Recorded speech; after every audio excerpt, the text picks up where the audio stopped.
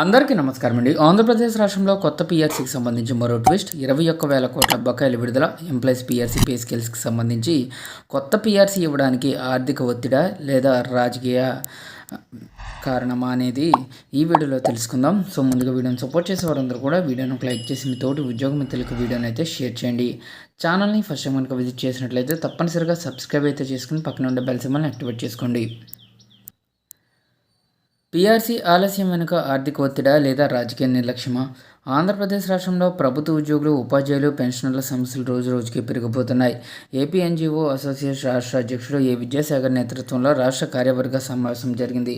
ఈ సమావేశంలో ప్రభుత్వాన్ని తీవ్రంగా విమర్శించారు. వేతన సవరణ కమిషన్ పీఆర్సీ నియమించడంతో పాటు మధ్యంతర వృత్తిని ప్రకటించాలని, బకాయిలు చెల్లించాలని, హెల్త్ కార్డులో లోపాలను తొలగించాలని డిమాండ్ అయితే చేశారు. తెలంగాణ 2023లోనే పీఆర్సీ పూర్తి చేసిన కేంద్రం ఈ ఏడాది వేతన సవరణ ప్రారంభించిన ఏపీలో ఇంకా ఆలస్యం ఎందుకని ప్రశ్నించారు. 2023 జూలై నుంచి కొత్త పీఆర్సీ అనేది ఆలస్యమవుతుంది.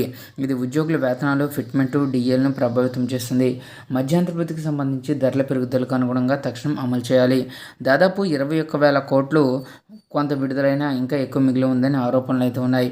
పోలీస్ కేసులు, ఇతర సమస్యలపై స్పష్టత అయితే లేదు.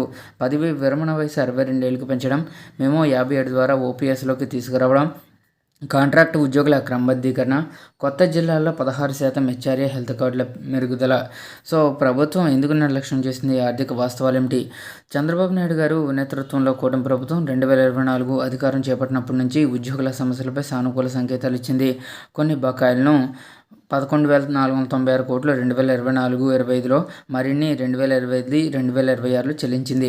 డిఏలు, గ్రాట్యుటీలు విడుదల చేసింది. అయినా పూర్తి పీఆర్సీ ఇంకా ఆలస్యం అవుతుంది. ప్రధాన కారణం ఆర్థికంగా ఒత్తిడైన బడ్జెట్లో ఫిస్కల్ డెఫిసిట్ 4.4%, రెవెన్యూ డెఫిసిట్ కూడా ఎక్కువగా ఉంది. శాలరీస్, పెన్షన్స్, రెవెన్యూ వ్యయంలో పెద్ద భాగం. కొత్త పీఆర్సీ అమలు చేస్తే మరిన్ని వేల కోట్ల అదనపు భారం పడుతుంది. ప్రభుత్వం క్యాపిటల్ ఎక్స్పెండిచర్పై దృష్టి సారించింది. ఇన్ఫ్రాస్ట్రక్చర్, పెట్టుబడులు, స్వర్ణాంధ్ర 2047 లక్ష్యాలు ఇది దీర్ఘకాలిక అభివృద్ధికి అవసరమని చెబుతుంది. ఇక తెలంగాణలో 2023లోనే పీఆర్సీ అమలు కావడం, కేంద్రం కూడా ముందుకు రావడం ఏపీలో ఆలస్యం, పోలికలు, ఉద్యోగుల్లో అసంతృప్తి పెంచుతున్నాయి. ఇందుకే ప్రభుత్వం సానుకూల దృక్పథంతో ఉందని, సమయానికి నిర్ణయం తీసుకుంటామని చెబుతుంది. అయితే ఉద్యోగులు ఇది నిర్లక్ష్యం అంటున్నారు. సో ఎన్నికలకు ముందు ఉద్యోగులకు ఇచ్చిన వాగ్దానాలు పూర్తిగా నెరవేర్చకపోవడం విపక్షాల విమర్శలకు కారణమవుతుంది.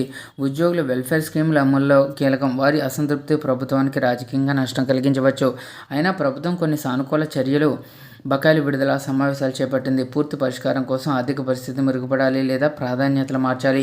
సో ఉద్యోగుల రాష్ట్ర అభివృద్ధికి వెన్నెముక. వారి డిమాండ్లు న్యాయమైనవి.